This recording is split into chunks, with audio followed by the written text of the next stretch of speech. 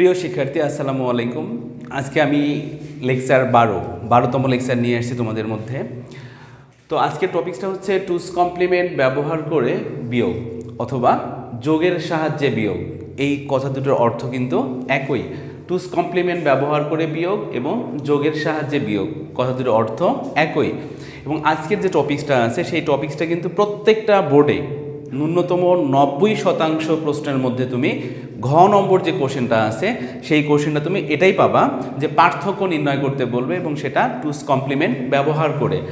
আজকের লেকচারটা এতটাই গুরুত্বপূর্ণ যে তোমাদের 4 মার্কস ক্যারি করতে সর্বাত্মক হেল্প ইনশাল্লাহ এই লেকচার থেকে তুমি পাবা।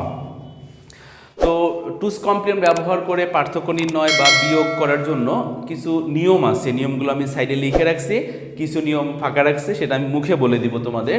প্রথম নিয়মটা বলা হচ্ছে এমনটা যে 8 বিট পূর্ণ করতে হবে। 8 বিট আসলে কার পূর্ণ করবা একটু আমরা দেখি। এখানে আমি একটা কোশ্চেন লিখে রাখছি, এই যে একটা বাইনারি মান এবং এই যে একটা বাইনারি মান, দুইটা বাইনারি মানের পার্থক্য যোগের সাহায্যে বের করো, এটা আমাদের প্রশ্ন।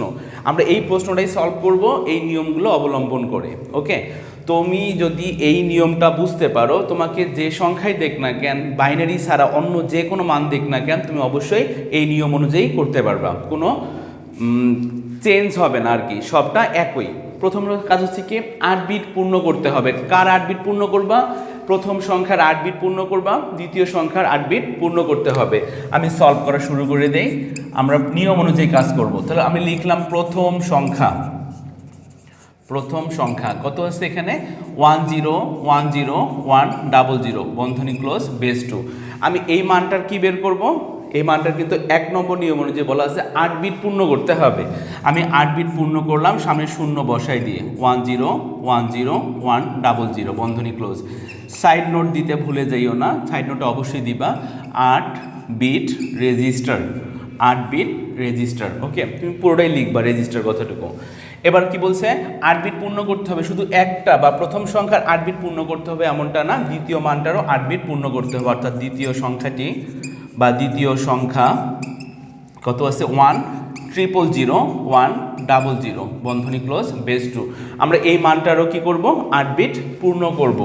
8 বিট পূর্ণ করার জন্য সামনে, যেহেতু পুরোটাই পূর্ণ সংখ্যা, এই জন্য সামনে শূন্য বসায় তুমি কি করবা 8 বিট পূর্ণ করবা। ওকে, সাইড নোট লিখে দিবা 8 বিট রেজিস্টার, 8 বিট রেজিস্টার, হ্যাঁ রেজিস্টার লিখে দিও ওটা পুরোটা।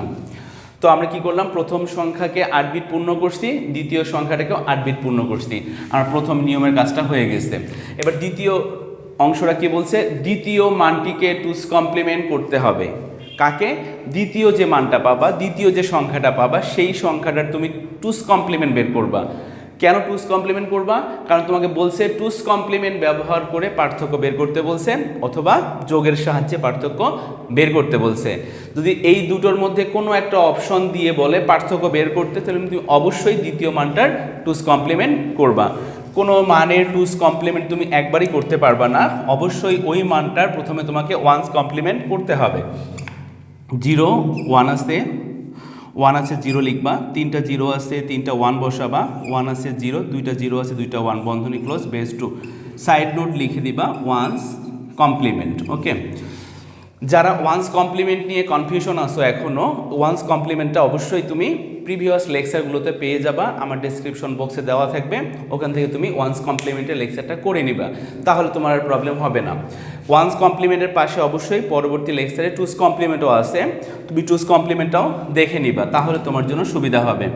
কোনো বাইনারি মানের বিপরীত মানকে বলা হয় ওয়ান্স কমপ্লিমেন্ট। আমি বিপরীত মান বসাই দিচ্ছি, ওয়ান্স কমপ্লিমেন্ট করে ফেলছি, কিন্তু আমার ডেস্টিনেশন কি? আমার ডেস্টিনেশন হচ্ছে টুস কমপ্লিমেন্ট করতে হবে। এই বাইনারি মানের যে ওয়ান্স কমপ্লিমেন্ট পাইছি তার সঙ্গে আমরা 1 যোগ করে দিব, কি পাবো? টুস কমপ্লিমেন্ট হয়ে যাবে। কিন্তু ওয়ান্স কমপ্লিমেন্ট এর সাথে 1 যোগ করলে টুস কমপ্লিমেন্ট হয়ে যায়। 1 1 যোগ করলে 0, হাতে একটা 1 আছে, আবার এখানে বসাই দাও 1 1 যোগ করলে 0, হাতে একটা 1 আছে, 0 নিচে বসাই দাও, 0 1 যোগ করলে 1 হবে। আরও হাতে কিছু আছে আমাদের? না, বাকি যে মানগুলো আছে সেগুলো বরাবর বসাই দিবা 0 1। ওকে, আমরা কি বের করলাম এটার? আমরা বের করছি এটা টুস কমপ্লিমেন্ট। হ্যাঁ, টুস কমপ্লিমেন্ট। তুমি কমপ্লিমেন্ট কথাটুকু পুরোটাই লিখবা, আমি সংক্ষিপ্ত করে লিখতেছি। তো আমরা কি করলাম, দ্বিতীয় মানটা টুস কমপ্লিমেন্ট, তাহলে আমাদের এই নিয়মটাও কিন্তু হয়ে গেছে। ওকে, তো প্রথম সংখ্যার আমরা ওয়ান্স কমপ্লিমেন্ট করছি, সরি কিছু করিনি, 8 বিট পূর্ণ করছি। দ্বিতীয় মানটারও 8 বিট পূর্ণ করার পর এই মানটাকে আমরা 2's কমপ্লিমেন্ট করে ফেললাম। আমাদের নিয়ম কি বলছে এবার, প্রথম সংখ্যাটির সাথে বা প্রথম সংখ্যার সাথে 2's কমপ্লিমেন্ট এর মানটি যোগ করতে হবে। আমি চাইবো তোমরা অবশ্যই নিয়মগুলো খাতার মধ্যে সাইডে লিখে রাখবা।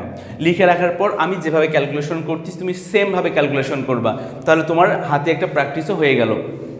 প্রথম সংখ্যার সাথে 2's কমপ্লিমেন্ট মানটি কি করব, যোগ করতে হবে। ওকে, এর মানটি যোগ করতে হবে কোন মানটার সাথে, প্রথম যে 8 বিট পূর্ণ করছো এর সাথে দ্বিতীয় মানের যে 2's কমপ্লিমেন্ট করছো তার মানটা যোগ করে দিবা। হ্যাঁ, লিখবা এখন লিখে প্রথম মানটা লিখবা 0 1 আবারও 1 0 1 00 2 4 6 8। ওকে, এটা হচ্ছে প্রথম মানটা।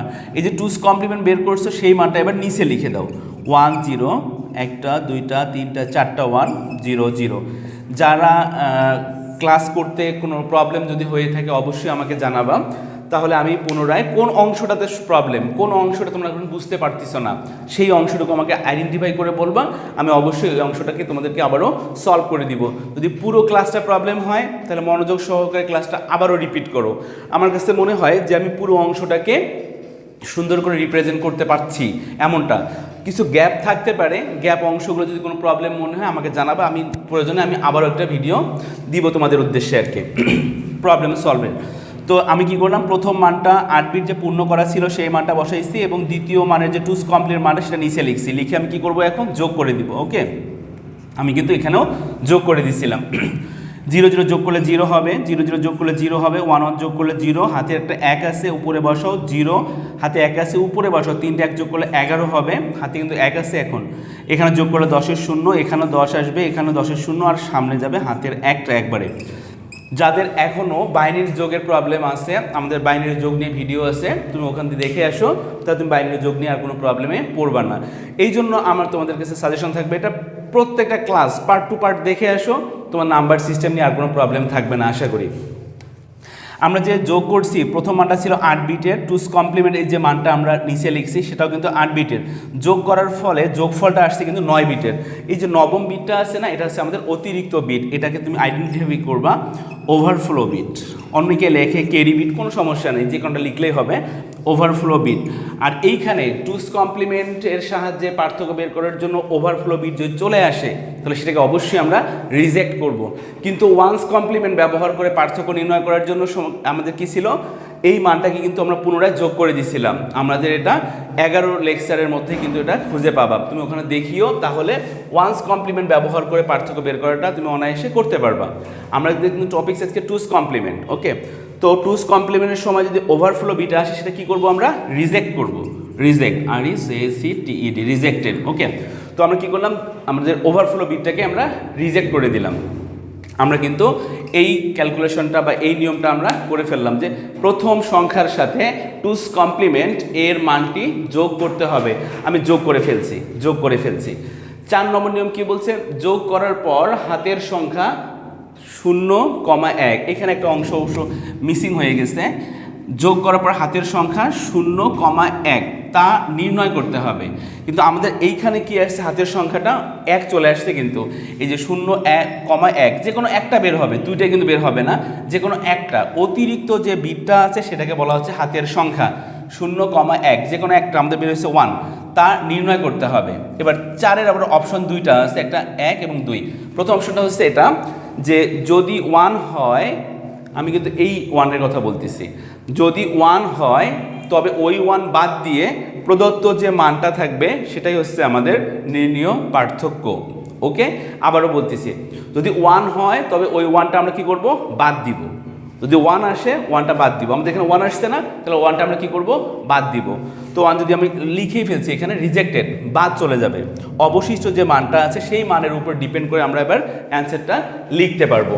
তো আমি উপরের এই টপিকস অংশটুকু মিশাই দিলাম, দিয়ে আমি এই অংশটুকু উপরে লিখে দিচ্ছি। কত এখানে সাইন বিট কোনটা, সাইন বিট কিন্তু অষ্টম বিটা সাইন বিট। আমাদের সাইন বিট নিয়েও লেকচার আসছে, তুমি দেখতে পারো ওখানে 1 2 3 4 5 6 7 8, এই অষ্টম বিটটা হচ্ছে সাইন বিট। ওকে, বলবা যেহেতু সাইন বিট 1 আসছে, আমাদের 0 আসছে, 0 সেহেতু প্রদত্ত মানটি কি হবে, এটা অবশ্যই ধনাত্মক। ওকে, তারপর লিখবা অতএব নির্ণীয় পার্থক্য কত আসছে, এই যে 1 বাদ দিয়ে বাকি যে মানটা থাকবে পুরোটাই হচ্ছে আমাদের অ্যান্সার।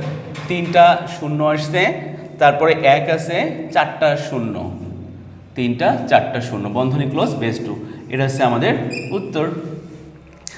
তাহলে আমরা 4-এর প্রথম অপশনটা পাইলাম, যদি 1 হয় তবে ওই 1 বাদ দিতে হবে। ওকে, 2 নম্বর যদি শূন্য হয়, 2 নম্বর অপশনটা হচ্ছে যদি শূন্য হয় তবে কি হবে, কোনো বাদ দিতে হবে না, ওই মানটাই হবে আমাদের নির্ণীয় পার্থক্য।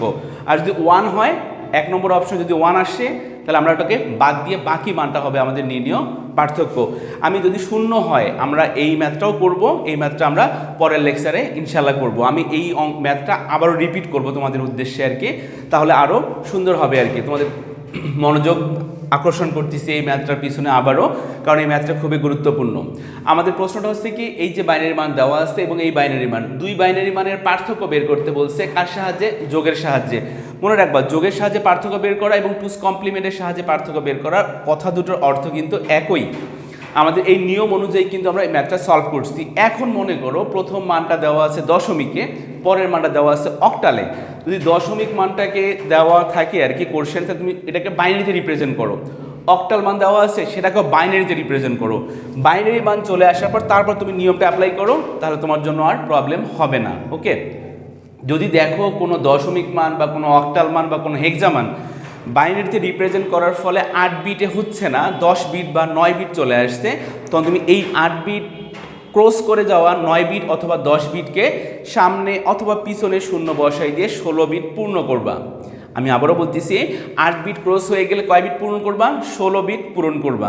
এখন 16 বিট যদি পূর্ণ সংখ্যা হয় তাহলে সামনে শূন্য বসায় তোমাকে 16 বিট পূর্ণ করতে হবে। আর যদি ভগ্নাংশ মান হয় বা রেডিক্স পয়েন্টের পরে যদি মান হয় তাহলে পিছনে শূন্য বসায় তোমাকে 16 বিট পূর্ণ করতে হবে। তবে 16 বিটের ক্যালকুলেশন খুব কম সংখ্যক পরীক্ষায় আসে, তবু তোমাকে মাথায় রাখতে হবে 16 বিট দিয়ে কাজ করতে হবে তোমাদেরও। আমাদের এখানে 8 বিটে কিন্তু নাই, 7 বিট আছে। আমরা কি করছি, 8 বিট পূরণ করতে হবে, এই জন্য আমরা প্রথম মানটাকে 8 বিট পূরণ করছি, সামনে শূন্য বসায়। দ্বিতীয় যে মানটা ছিল সেটাও 7 বিট ছিল, আমরা সামনে শূন্য বসায় 8 বিট পূরণ করে ফেলছি। এই দ্বিতীয় মানটা নিয়ম অনুযায়ী বলছে দ্বিতীয় মানটিকে টুস কমপ্লিমেন্ট করতে হবে, আমরা দ্বিতীয় মানটার 8 বিট পূর্ণ করার মানটাকে টুস কমপ্লিমেন্ট করছি। টুস কমপ্লিমেন্ট কখনো একবারে তৈরি করা সম্ভব না, প্রথমে কি করতে হবে, ওয়ান্স কমপ্লিমেন্ট করতে হবে। এই 8 বিটের মানটাকে আমরা ওয়ান্স কমপ্লিমেন্ট করছি, এর সঙ্গে একটা অতিরিক্ত 1 যোগ করছি, এটা কিন্তু রেডিক্স পয়েন্ট না, আবার অতিরিক্ত 1 যোগ করে কি করছি আমরা, টুস কমপ্লিমেন্ট বের করছি। আমরা 2 নম্বর নিয়ম তাই ছিল, দ্বিতীয় মানটিকে টুস কমপ্লিমেন্ট করতে হবে, আমরা টুস কমপ্লিমেন্ট করে ফেলছি। তারপর কি বলছে, প্রথম সংখ্যার সাথে টুস কমপ্লিমেন্ট এর মানটি যোগ করতে হবে। প্রথম মান কোনটা, এই 8 বিট যুক্ত করা এই মানটা হচ্ছে প্রথম মান, এই মানটা আমরা উপরে লিখছি, আর টুস কমপ্লিমেন্ট এর মানটা নিচে লিখছি, লিখে কি করে দিচ্ছি আমরা, যোগ করে দিছি। যোগফলটা বের হয়ে গেছে আমাদের। যোগ করার পর এই যে 4 নম্বর নিয়ম অনুযায়ী বলতেছে, যোগ করার পর হাতের সংখ্যা 0,1 তা নির্ণয় করতে হবে। কখনো 0 এবং 1 একবারই কখনো বের হবে, কখনোই না, কখনো 1 বের হতে পারে, কখনো 0 বের হতে পারে। 0 বের হওয়ার অর্থ হচ্ছে এটা প্রথমে 8 বিট পরে 8 বিট যোগ করার ফলেও 8 বিট, যদি উভয়ে সবগুলো 8 বিট হয় তাহলে নবম বিটটা তখন হবে 0। কিন্তু এইখানে আমরা 8 বিট যোগ করার ফলে কত আসছে, 9 বিট চলে আসছে। এই নবম বিটে কি 1 না, হ্যাঁ 1 হলে কি করতে হবে, ওভারফ্লো বিট রিজেক্টেড বলে বাদ দিতে হবে। এই যে 4-এর যে অপশন দুইটা ছিল তার প্রথম অপশনটা যদি 1 হয় তবে ওই 1 বাদ দিয়ে প্রদত্ত যে মানটা হবে সেটাই কিন্তু নির্ণীয় পার্থক্য। ওকে, আর 2 নম্বর নিয়মটা যদি 0 হয় তবে কি হবে, তবে মানটাই হবে প্রদত্ত অ্যান্সার বা নির্ণীয় অ্যান্সার হবে ওটাই 0 আসলে। কিন্তু সেই ক্যালকুলেশনটা আমরা পরবর্তীতে আবারও ইনশাল্লাহ আপলোড করব। এই কথাটুকু কিন্তু সব সময়ের জন্য প্রযোজ্য। সাইন বিটের কথা তোমাকে অবশ্যই উল্লেখ করতে হবে, সাইন বিটের কথা কম্পালসরি উল্লেখ করতে হবে। এখানে 0 আছে না অষ্টম বিটটা, তার মানে কি সংখ্যাটা হচ্ছে আমাদের পজিটিভ, আর অষ্টম বিটকে কিন্তু আমরা সাইন বিট বলে থাকি। যদি অষ্টম বিট কখনো 1 হয়ে যায়, অষ্টম বিট সাপোজ 1 চলে আসছে, তাহলে সংখ্যাটা অবশ্যই কি হবে, ঋণাত্মক। 1 হলে কি হবে ঋণাত্মক, যেহেতু আমার ক্যালকুলেশনে শূন্য চলে আসছে এই জন্য কী হবে এটা ধনাত্মক। আর ঋণাত্মক যদি হয় তাহলে কিন্তু এই মানটিকে পুনরায় 2's কমপ্লিমেন্ট করতে হবে এবং সামনে একটা মাইনাস সাইন দিতে হবে। সেই ক্যালকুলেশন আমরা পরবর্তী লেকচারে করব। আপাতত তোমরা এই অংশটুকুই ভালো করে রপ্ত করো, ভালো করে ক্যালকুলেশন করো। এবার তুমি তোমার সালের প্রশ্ন বের করো, প্রত্যেকটা বোর্ডেই দেখো ভালো করে ঘ নম্বর কোশ্চেনগুলোতে কিন্তু এমন করে বলা আছে যে পার্থক্য বের করো যোগের সাহায্যে।